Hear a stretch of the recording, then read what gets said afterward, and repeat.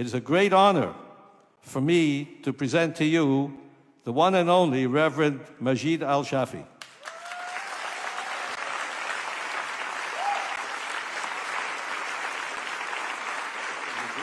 Better? Thank you, Majed. Thank you. Rabbi, next time say more. Before I will let you go, as you blessed us this morning, I think all of you heard about the attack in Pittsburgh on the Jewish synagogue. 11 people was killed. And I think right now, as this massacre took place in Pittsburgh, I think we are all have to stand with the Jewish people. We all have to stand with Israel, even more. It's a reminder of how evil can affect us, but it's also a reminder how important is our work to stand against evil. Do not try to understand evil, because you will never understand evil. I don't want to understand evil. I just want to know how to fight it and how to stop it. So if you can stand up with me for 1 minute silence prayers on the innocent souls and their families of the massacre of the Pittsburgh synagogue a week ago. Thank you.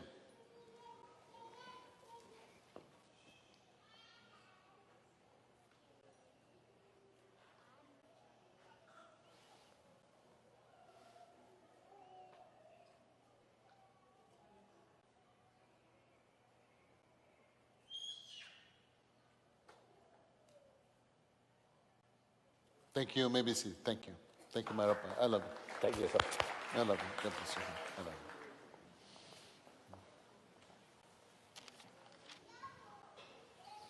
love you. Good afternoon. How are you? I have to look at my watch. I don't know if it's morning or afternoon. It's a great pleasure and honor to be here. And Stephen, thank you for always having us and your platform and your church every single year. I don't think I need to read that. If you don't mind, can I join you? I'm ADD, DDDD. I don't think that I need to read a speech. Can I talk to you? You're my family, aren't you? First of all, I want to acknowledge many people that they are with us here, many guests, and we will acknowledge more. Elizabeth May, thank you so much for coming. Elizabeth, the leader of the Green Party, is the first woman that inspired me to start my own political party, the Brown Party.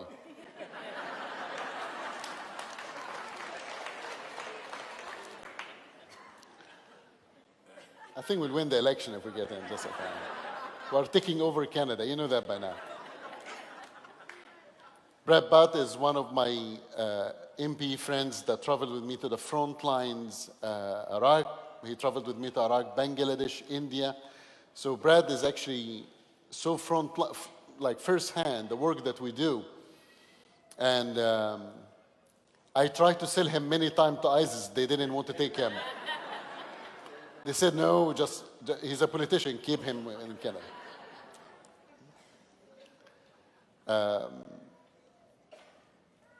One of my great heroes is Andy Elias. Andy is, for 30 years, Andy worked as the second in command in our intelligent Canadian security services. And for many, many years, we work together, we cooperate together, and it's because people like Andy, all of us takes the subway and take the buses safe and sound. Andy is an old friend, and by old friend, I don't mean that I know him for a long time, he's just old. He came with his wonderful partner, Claudia. In the beginning, I thought she is his daughter. Here is my theory. Here is my theory, ladies and gentlemen. Women aged like wine. Become more refined, become more valuable. Men aged like milk. We become more sour. And after that, you have to throw us in the garbage and get a new one.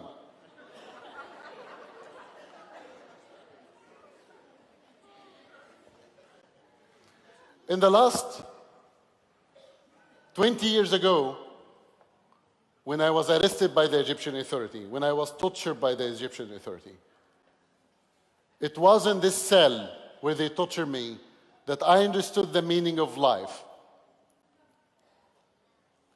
And in the media, in our discussion, there is always a debate about when is life starts and when life ends. And many people waste a lot of time wondering when life starts and when life ends. And I tell you, I don't care when life starts and when life ends.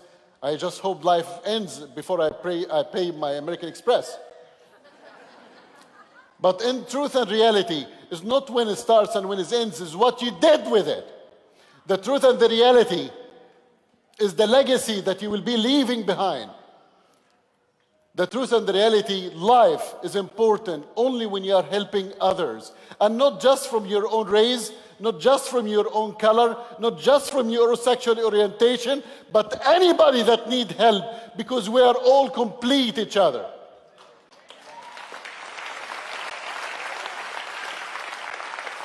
It was in this cell that I understood the meaning of life, because you don't understand the meaning of life until you see death, until you smell death, until you touch death and you see it with your own self, in your own eye. But I understood as well that they can always, in this cell, they can always hurt our body, but no one can touch our souls. In this cell that I understood that after every night there is new morning carrying new day, after every storm there is sunshine, and after every persecution there is victory in Jesus' name. That's what I understand in this cell. I refuse to let the doubt of death stop me. I refuse to let the doubt of death define me or destroy me. And I choose to let the hope of life guide me. And when I came here to Canada 16 years ago, and I started One Free Word International to help others that used to be in the same position like myself.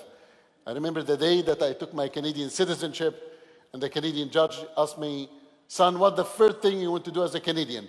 I told him, "Your Honor, I want to drink beer, watch hockey, and complain about the weather." He told me, "Son, you're a true Canadian." I told him, "Thank you, Your Honor, I appreciate that."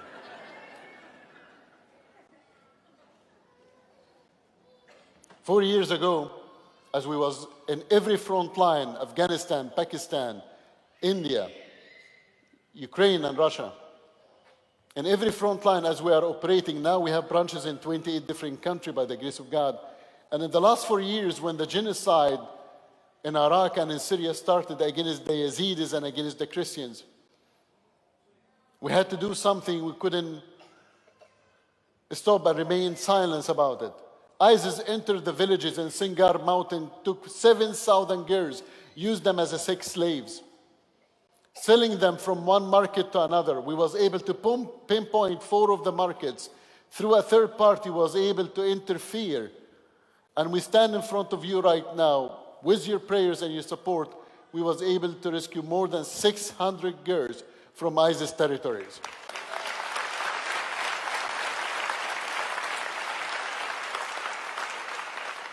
In the very near future, I cannot give you the date for security purposes, I will be traveling there again. There are 3,200 still missing.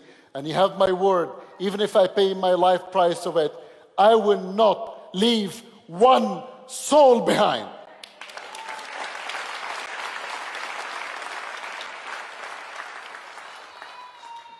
One of these times when we rescue one of the 14s out of the 600, there was a young girl in the age of 9. And as we are talking, facilitating this 14,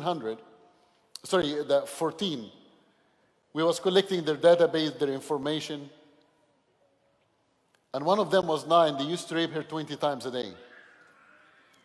And her mom told me, please don't get closer to her, because if you get closer to her, she will scream, she will yell.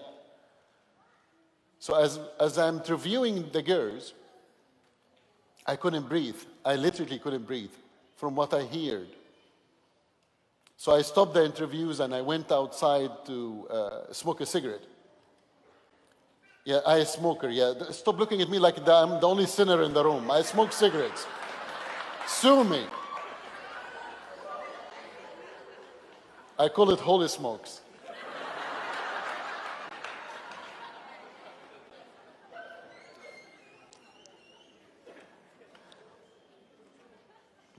I came back and I couldn't breathe, so I went down on my knees for all these 14 years. And I told them, would you forgive me? And they said, forgive you for what? You rescued us, forgive you for what? I told them, would you forgive me as a man? Would you forgive me as a male for what my kind did to you? As I'm saying this, I found little hands hugging me from my behind. It was this 9 years old. All what she needed was, I am sorry, to start the process of healing. I refuse to call them victims. I refuse to call them victims. They are victors in Jesus' name.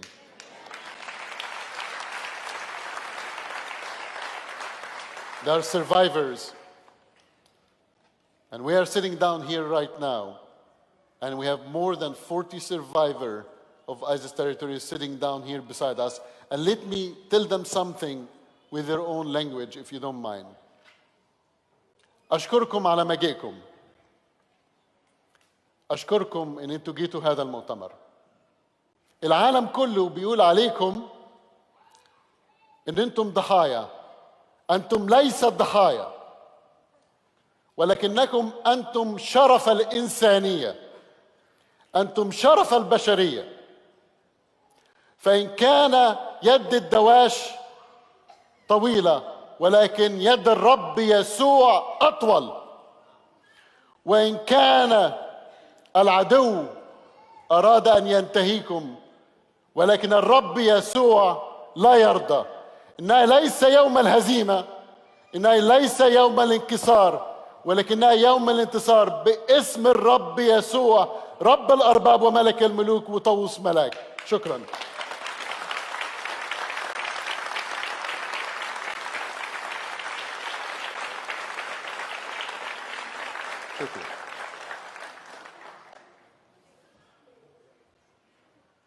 When we came here, we asked from the Canadian government to do more.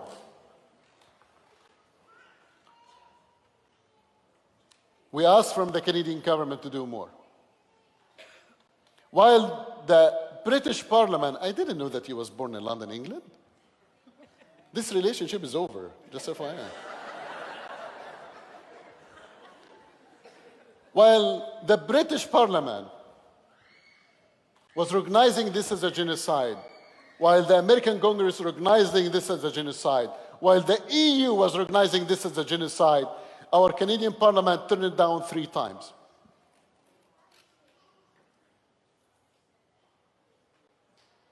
When your government, our government, refused to look to the most vulnerable minorities and helping them, we have something wrong in our system. Now, the Bible said, listen to me carefully, the Bible said you have to pray for your leadership, you have to pray for your prime minister. And I do pray for the prime minister every day. Every day I pray for the prime minister. I pray that he will resign.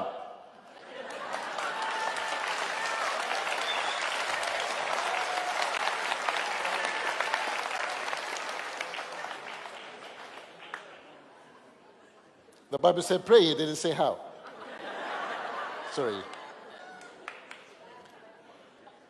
If there is one lesson that we learned about democracy, if there is one fact we know about democracy, it's this one lesson. Politicians, like diapers, they have to change more often, and for the same reason, they start to stink. I love you, Elizabeth. I love you, Brad.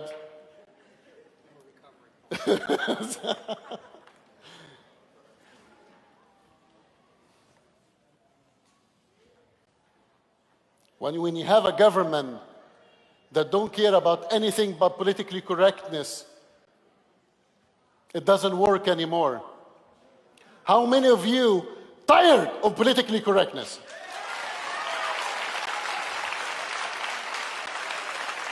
How many of you right now, right here, want to yell and shout, enough? How many of you want to shout enough? Because we know when you have a government, the politically correctness, the opposition is politically correctness, we become a politically correctness nation. We cannot even say Merry Christmas anymore. We have to say Happy Holiday. It was never Happy Holidays, it's Merry Christmas.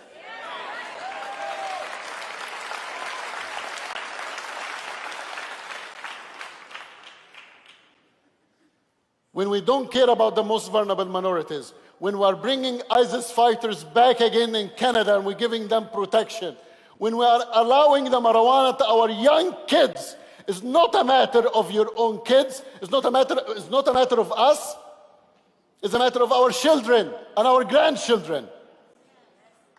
And many people will say that, Majed, you have to remain neutral, or that will hurt One Free World International. You cannot take political sides. And I need to tell you something. I cannot afford to be quiet. If the day that came that I have to compromise the truth is the day that I know that I lost One Free World International. Because if there is anything One Free World International will always stand for is the truth, nothing but the truth. So help me God.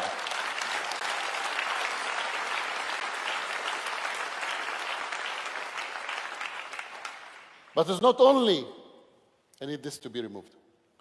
And it's not only about the Canadian government. It's about us as the Canadians. That we have to stand beside each other. We have to fight beside each other. In the same time that the synagogue was attacked, there was bus full of Egyptian Christians was attacked in Egypt. Today in Pakistan, been attacked in Christians been attacked in 3 major cities because Asia Habibi case. It doesn't matter if you are Pakistani or Egyptians. Today in China, the persecution that's taking place, and I want to acknowledge Xin Shui, one of our Chinese leaders, human rights leaders here in Canada.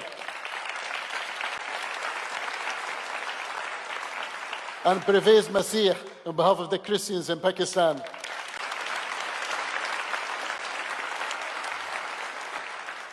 But if we stop fighting for each other, we lose our humanity. If there is one thing we learn, I'm fine. If there is one thing we need to learn, that our world is an unfair place, unjust place, not because the people who did evil, but because the people who remain silent about it. In the absence of light, darkness prevails. And now, I would like to show you what we can do together when we are together, when we are one hand, what results we can do. I would like to call all the survivors, all the heroes, all the victors to come on the stage. Adiba. كلكم.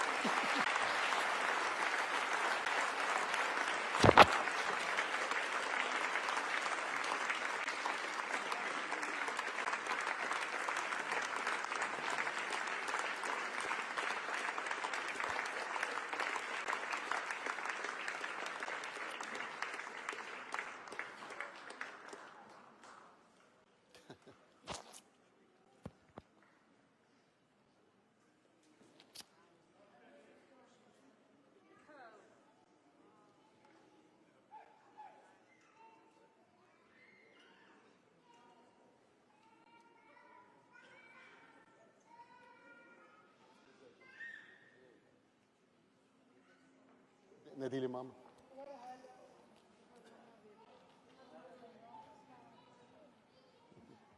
ازيك ازيك.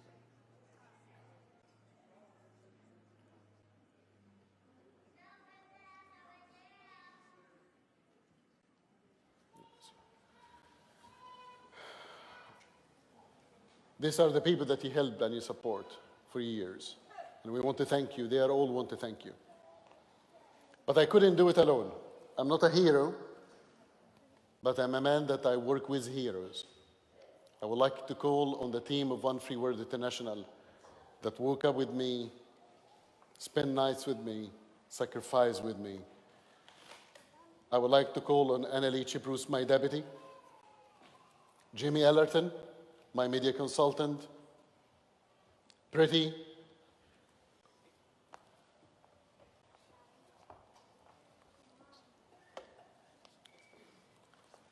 where's Pretty?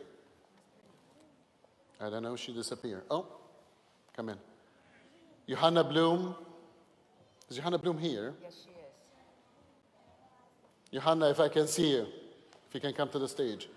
One of my main doctors that work very hard with me is Dr. Yalenko. Please, Dr. Yalenko.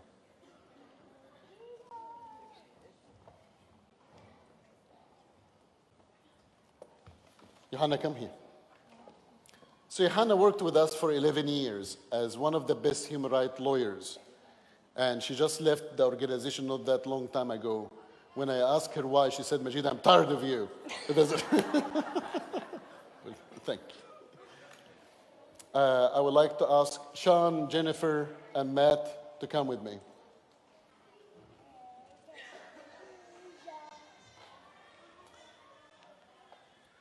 Two of the main people that they're not part of One Free World International, but they worked very closely with me on the ground here in Canada, and they become like a family to me, is Guido Smith and his wonderful partner, Nerda. Please, if you can come up.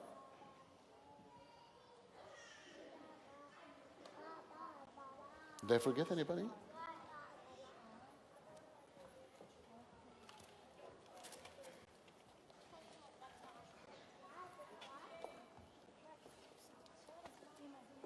I love you. God bless you. God bless you. And that's.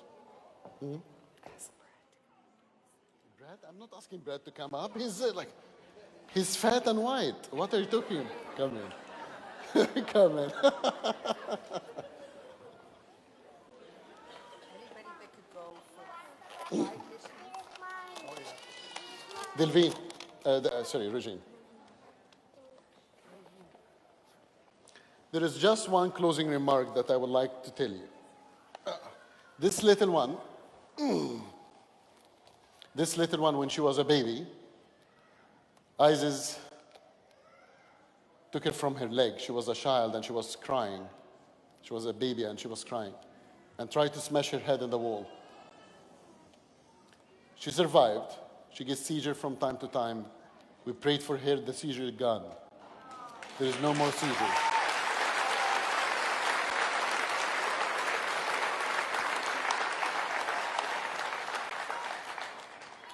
If there is one thing that I want all of you to remember, I want you to remember that. Our persecuted Christians, our people of faith is dying, but they're still smiling. They are in very deep, dark night, but they still have the candle of the living hope. Our enemy have very strong army, it's true. Our enemy have very strong weapons, it's true. But we have the Lord Almighty. Believe me when I tell you, they love you. They love you. Believe me when I tell you, they can kill the believers, but they cannot kill the belief of our hearts. They can kill the dreamer, but no one can kill the dream. And what's my proof? I'm holding the proof in my hand. God bless you. Thank you for having us. Thank you so much, Majed. Welcome.